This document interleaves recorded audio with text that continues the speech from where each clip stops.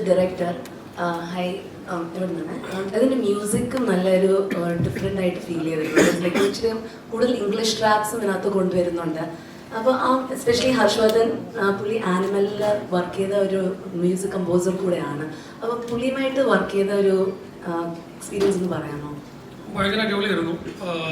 ഞങ്ങൾ ആദ്യം വേറെ 1-2 മ്യൂസിക് ഡയറക്ടേഴ്സിനൊക്കെ ആയിട്ട് വർക്ക് ചെയ്യാൻ ശ്രമിച്ചിട്ടുണ്ടായിരുന്നു. പക്ഷെ അത് ഇനീഷ്യൽ സ്റ്റേജിലാണ് കേട്ടോ. അപ്പോൾ ആ സമയത്താണ് അനിമൽ റിലീസാവുന്നത്. പിന്നെ എന്താ പറയുക, ഒരു നടക്കുമെന്നറിയാത്ത ഒരു പരിപാടിക്ക് പുറത്ത് പോയതാണ് ഹർഷവർദ്ധൻ്റെ അടുത്തോട്ട്. പക്ഷെ പുള്ളി കണ്ടു, സംസാരിച്ചു, വിഷ്വൽസൊക്കെ കണ്ടു, അപ്പോൾ ചെയ്യാമെന്ന് പറഞ്ഞു. പക്ഷെ അവരുടെ വർക്കിംഗ് രീതി കുറച്ച് ഡിഫറെൻ്റ് ആണ്. നമ്മൾ ഇവിടെ കാണുന്ന പോലത്തെ ഒരു സംഭവമല്ല. മീൻസ് ഇവിടെ വർക്ക് ചെയ്യുന്ന രീതിയല്ല അവരുടെ വർക്കിംഗ് രീതി എന്ന് പറയുന്നത്. അത് അഡ്ജസ്റ്റ് ആവാനുള്ളൊരു സമയത്തിൻ്റെ ഒരു പ്രശ്നം ഉണ്ടായിരുന്നു. പിന്നെ പക്ഷെ ഔട്ട് കിട്ടുമ്പോൾ നമ്മൾ ആഗ്രഹിക്കുന്നതിന് മേളിൽ തരാൻ ഹർഷവർദ്ധന് ഓൾമോസ്റ്റ് അല്ല അതിനേക്കാൾ കഴിഞ്ഞിട്ടുണ്ട്. അപ്പോൾ അതിൻ്റെ റിസൾട്ടാണ് ഇപ്പോൾ നമുക്ക് മ്യൂസിക് കൊള്ളാം എന്നതിനോട് ഒരുപാട് പേര് വിളിച്ചു പറയുന്നുണ്ട്. കുറേ റിവ്യൂസ് ഉണ്ടായിരുന്നു. All credit goes to Harshavardhan sir. അപ്പോൾ അദ്ദേഹത്തിൻ്റെ മലയാളത്തിലെ ആദ്യത്തെ സിനിമയാണ്, എനിക്ക് തോന്നുന്നു അനിമലിന് ശേഷം വരുന്ന ഫസ്റ്റ് സിനിമയാണ് അനോമി. അപ്പോൾ അത് മ്യൂസിക് നല്ലതെന്ന് പറയുന്നതിൽ അത്ഭുതപ്പെടാനില്ല. അത് അദ്ദേഹത്തിൻ്റെയാണ്. ആ ക്വാളിറ്റിയെ നല്ല രീതിയിൽ മെയിൻറ്റെയിൻ ചെയ്തിട്ടുണ്ട് അതിനകത്ത്.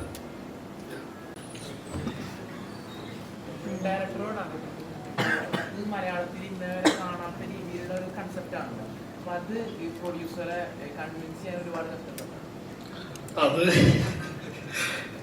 അത് കുറച്ച് കഷ്ടപ്പെട്ടു. പക്ഷെ ആദ്യത്തെ എനിക്ക് പ്രൊഡ്യൂസർ മാത്രമല്ല, ഞങ്ങൾ ഒരുമിച്ച് കുറെ കാലം ഒരുമിച്ചുള്ള എൻ്റെ ഫ്രണ്ടാണ്. അപ്പം അതുകൊണ്ട് ഞാൻ ഈ കഥ വർക്ക് ചെയ്യുമ്പോൾ തൊട്ടേ ഇത് ഡിസ്കസ് ചെയ്തുകൊണ്ടിരിക്കുന്നുണ്ട്. എനിക്ക് വിഷ്വൽസ് ഫോം ആവുന്നത് പോലെ തന്നെ ആ മീറ്ററിൽ തന്നെ ആയി വന്ന ഒരാളാണ് ആദ്യത്തെ. അപ്പോൾ അത്തരം പ്രശ്നങ്ങൾ അധികം ഉണ്ടായിട്ടില്ല. ഇതിൻ്റെ ഒരു ഫൈനൽ ഔട്ട് നമ്മൾ ഈ പറയുന്നതിൽ നിന്നുമായിട്ട് ഇപ്പം നമ്മൾ കാണുന്ന വിഷ്വലിലോട്ട് എങ്ങനെ വരും എന്നൊക്കെയുള്ള കൺഫ്യൂഷൻസ് എപ്പോഴും ഉണ്ടായിരുന്നു.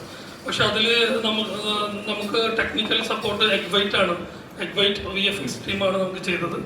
അവരുടെ സപ്പോർട്ട് അല്ലെങ്കിൽ അവരുടെ ടെക്നിക്കൽ ക്വാളിറ്റി ഇപ്പോൾ നമ്മൾ കാണുന്ന ഒരു വിഷ്വലിലോട്ട് എത്തിക്കാൻ ഭയങ്കരമായിട്ട് ഹെൽപ്ഫുൾ ആയിട്ടുണ്ട്. അപ്പോൾ തൗഫീഖ്, അർഷാദ് എന്നൊക്കെ പറയുന്ന നല്ല കഴിവുള്ള ശ്രീരാജ് അവരൊക്കെയാണ് അതിനകത്ത് വർക്ക് ചെയ്തിട്ടുള്ളത്. അപ്പോൾ അതിലൂടെ എത്തിയതാണെന്നുള്ളതാണ്.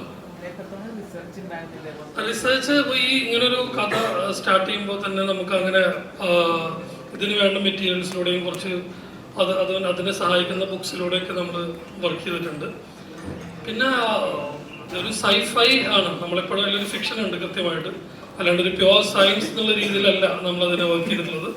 അതിൽ ഒരു ആർട്ടിസ്റ്റ് എന്ന രീതിയിലുള്ള നമ്മുടെ ഫിക്ഷനും കൂടെ ഉൾപ്പെടുത്തി ആണ് അതിന്. അപ്പോൾ അതിൻ്റെതായിട്ടുള്ള റിസർച്ച് കുറച്ച് ഉണ്ടായിട്ടുണ്ട്. ബാക്കി ടെക്നിക്കലി ഇതൊരു വെൽ ഫിറ്റ് ആയിട്ട് എത്തിക്കുക എന്നുള്ളതായിരുന്നു ചാലഞ്ച്.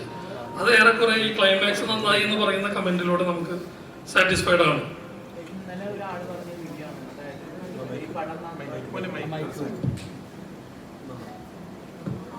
ഇന്നലെ ഒരാൾ പറഞ്ഞ റിവ്യൂ പടം വളരെ നന്നായിട്ടുണ്ട്, ഭയങ്കര മലയാളത്തിൽ നിന്ന് കാണാത്ത രീതിയിലുള്ള കൺസെപ്റ്റ് ആണെന്ന് പറഞ്ഞു. പക്ഷെ അതിനോട് കൂടി അയാൾ ഏഡ് ചെയ്തൊരു കാര്യം എന്ന് പറഞ്ഞാൽ ഇത് കുറച്ചും കൂടി ബഡ്ജറ്റ് തരികയാണെങ്കിൽ ഇതിനുള്ള സാധ്യതകൾ വളരെ കൂടുതലാണ്. കണ്ടിട്ടുണ്ടാവും വിചാരിക്കുന്ന റിവ്യൂ.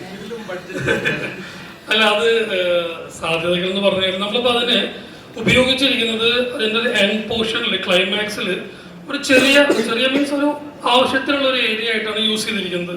നിങ്ങൾ ഈ പറയുന്ന അല്ലെങ്കിൽ ഞങ്ങൾ കാണിച്ചിരിക്കുന്ന ആ വിഷ്വൽ പരിപാടി എന്ന് പറയുന്നത് അതിൻ്റെ വലിപ്പം കൂട്ടിക്കഴിഞ്ഞാൽ പിന്നെ അത് വേറൊരു സിനിമയായി. ഇപ്പം അത് നമ്മളൊരു ക്യാപ്സ്യൂൾ രൂപത്തിൽ കാണുമ്പോൾ അതിനൊരു ഭംഗിയുണ്ട്. അതല്ലാതെ അങ്ങനെ ഒരു സിനിമ വേറെ തന്നെ ഒരു മുഴുവൻ സിനിമ ആലോചിച്ചുകൂടെ എന്നൊക്കെ തോന്നുന്നൊരു തോട്ടിൽ വരുന്നതാണ് അങ്ങനത്തെ ഡിസ്കഷൻ. എനിക്ക് തോന്നുന്നു നല്ലതാണ് അങ്ങനത്തെ ഡിസ്കഷൻസ്. നമുക്ക് ഇതിനൊരു സ്വീകാര്യത കിട്ടിക്കഴിഞ്ഞാൽ ഉറപ്പായിട്ടും എനിക്കല്ലെങ്കിലും വേറെ ആളുകൾക്കും അങ്ങനത്തെ കാര്യങ്ങളൊക്കെ ചെയ്യാനുള്ളൊരു പ്രചോദനമായിരിക്കും തോന്നുന്നു എനിക്ക്. അപ്പോൾ VFXന് അത്രയും സാധ്യതകളുണ്ട്. പ്യുവർ VFX എന്ന് മാത്രം പറയാൻ പറ്റില്ല. അത് നമ്മൾ മിനിയേച്ചർ വെച്ച് ഷൂട്ട് ചെയ്തെടുത്തതാണ്. അത് കുറേ സംഗതികൾ മിനിയേച്ചർ ഷൂട്ട് നടത്തി പിന്നെ അതിനെ VFXലോട്ട് കൊണ്ടുപോയി അങ്ങനെ എൻഹാൻസ് ചെയ്തതാണ്.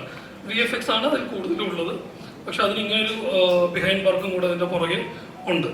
ഈ റഹ്മാൻ സാറും ഭാവന ചേച്ചിയുള്ള കോംബോ എങ്ങനെ വന്നു? ഇപ്പൊ റഹ്മാൻ സാർ ഒരുപാട് പോലീസ് വേഷങ്ങൾ ചെയ്തിട്ടുള്ളതാണ്. അപ്പൊ 1000 ബേബീസ് ചെയ്യണ സമയത്ത് സ്ക്രിപ്റ്റ് കേൾക്കുന്ന സമയത്ത് പറഞ്ഞിട്ടുണ്ടായിരുന്നു വീണ്ടും ഒരു പോലീസ് വേഷം ചെയ്യാൻ തയ്യാറല്ലാന്ന്. അപ്പൊ റഹ്മാൻ സാറിനെ എങ്ങനെ കണ്ടു? ആക്ച്വലി 1000 ബേബീസിന്റെ കഥ കേട്ട് പുള്ളി അത് കമ്മിറ്റ് ചെയ്തിരുന്ന് ഷൂട്ട് തുടങ്ങിയിട്ടില്ല അതിന്റെ. ആ സമയത്താണ് ഞങ്ങൾ ചെന്ന് കഥ പറയുന്നത്. അപ്പൊ ഇതേ കാര്യം എന്നോട് പറഞ്ഞിട്ടുണ്ടായിരുന്നു. പിന്നീട് ഫുൾ സ്ക്രിപ്റ്റ് വായിക്കാൻ കൊടുത്തു പുള്ളിക്ക്. പിന്നെ അദ്ദേഹം വായിച്ചു കഴിഞ്ഞപ്പോൾ അദ്ദേഹത്തിന് അത് ചെയ്യാൻ തോന്നിയെന്ന് പറഞ്ഞു എൻ്റെ അടുത്ത്. പിന്നെ എനിക്ക് തോന്നുന്നു പുള്ളിയുടെ ഒരു ഓറ സാറ്റിസ്ഫൈ ചെയ്യുന്ന കുറേ സംഗതികൾ ഈ സിനിമയുടെ സെക്കൻഡ് ഹാഫിൽ കൃത്യമായിട്ടുണ്ട്. സോറി. അപ്പോൾ അതായിരിക്കും അദ്ദേഹത്തിന് കൺവിൻസിങ് ആയി ഉണ്ടായിരിക്കാൻ തോന്നുന്നു. പിന്നെ ഇതിന്റെ DOP സുജിത് സാരംഗാണ്. സുജിത് സാരംഗാണ് നമ്മുടെ ധ്രുവങ്ങൾ 16 സിനിമ അദ്ദേഹത്തെ വെച്ചിട്ട് തന്നെ പുള്ളി അതിൻ്റെയും DOP സുജിത് സാരംഗാണ് ധ്രുവങ്ങൾ 16. അപ്പൊ ആ ഒരു കണക്ഷനും അതിൽ കിട്ടുന്ന ഒരു ഗ്യാരണ്ടി ഒക്കെ ഉണ്ടായിരിക്കുമല്ലോ. അപ്പൊ എല്ലാം കൂടെ വർക്കായി വന്നുകൊണ്ടാണ് പുള്ളി അതിൽ ഈ കൺസെപ്റ്റ് ഒറിജിനലി പോസിബിൾ ആണ്. നമുക്കൊന്ന് ചെയ്തു നോക്കാം, അത് കഴിയട്ടെ.